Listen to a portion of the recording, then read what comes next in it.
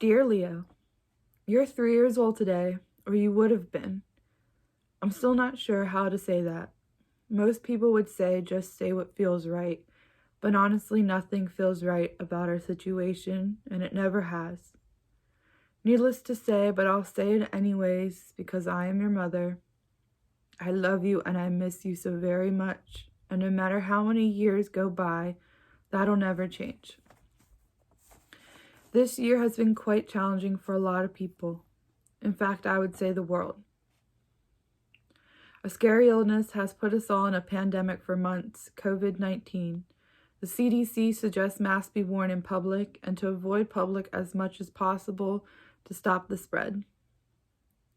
The beginning was all right. Your dad got to work from home after only being in the office for a couple months. I started some projects, and then slowly it started to take its toll on everyone.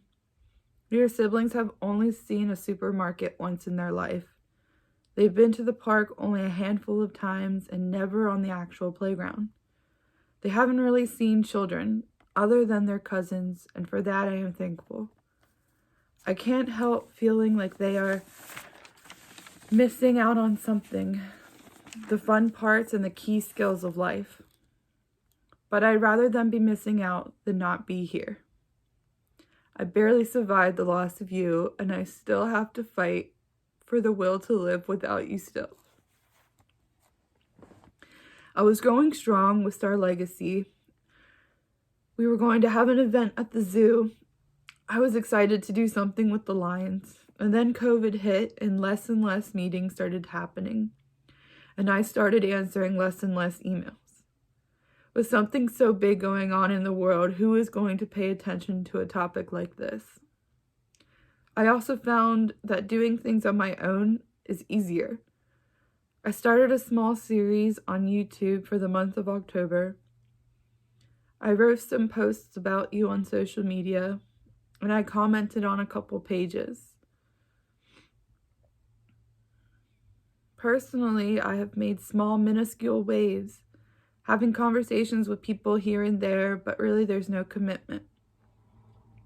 And after those moments, I did feel good. I became scared, though, to work with organizations because you always have to ask for permission, and there's that responsibility that you're working with a larger reputation. When I wanted to do things now and I wanted to do them how I wanted them, I lost my patience. I know in order to make a bigger impact, I need to work with people who have a louder voice and to give them mine to be unified. COVID just wasn't going away, and it was a good excuse to pause the fight. Then that pause grew, and I became less and less active in the organization. I feel like I'm lying to myself. As the years go by, my anger has subsided. The first year, I was just gone. The second year, I was angry. And now I'm just tired. And I'm just sad. I lost my strength to fight in the war. I lost my battle. It's over for me. Why should I continue a fight when it hurts? I think a lot about the lost moms and how they could get to this point where they just want to leave it in the past and be more in the present. Not saying forgotten, but so much has happened since you left and things are continuing to happen now. I don't want to stop fighting, not only for you, but for the future babies and families. No one should feel this pain. But it's hard to continue, especially as time moves forward.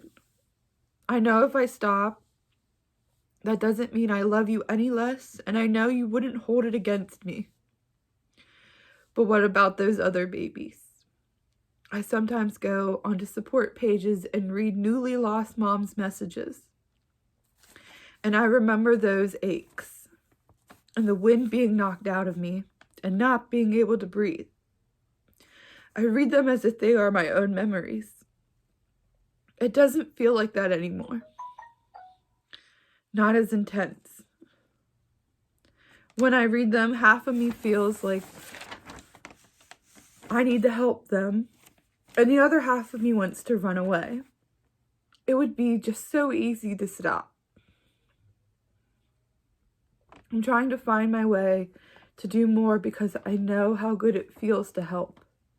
After those meetings or events or just a conversation, I am overwhelmed with a sense of pure joy and a sense of you. But it's a lot of hard work to get there.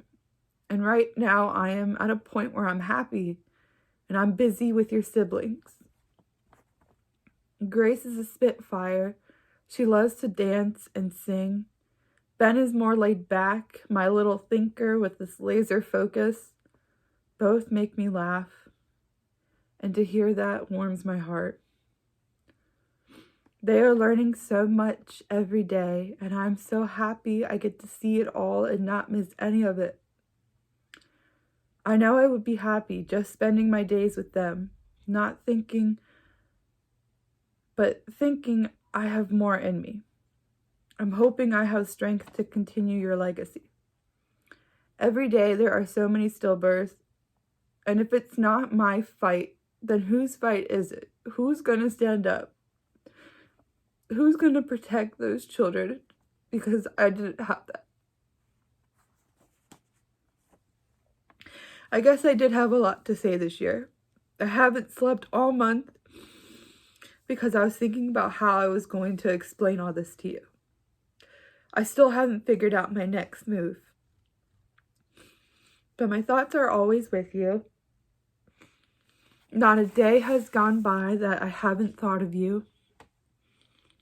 I wish, though, that they were more than just thoughts. I wish that they were hugs and kisses, cuddles and laughs. I wish with every fiber of my being to see you with Ben and Grace.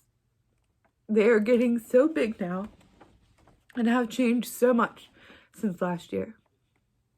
I often wonder, what would you be like now? And would I even recognize you? Now that you're the big three. Honey, there's so much I could tell you about what this year was. Kevin pooped in the playroom. Your dad got his shop vac stolen. I commissioned a family portrait. I think I could talk to you forever, and I do kind of in my head. I just feel like this conversation is a little one-sided. But I love you so much, from heaven to earth and back again. Until we meet again, I love you and happy birthday. Love, Mama.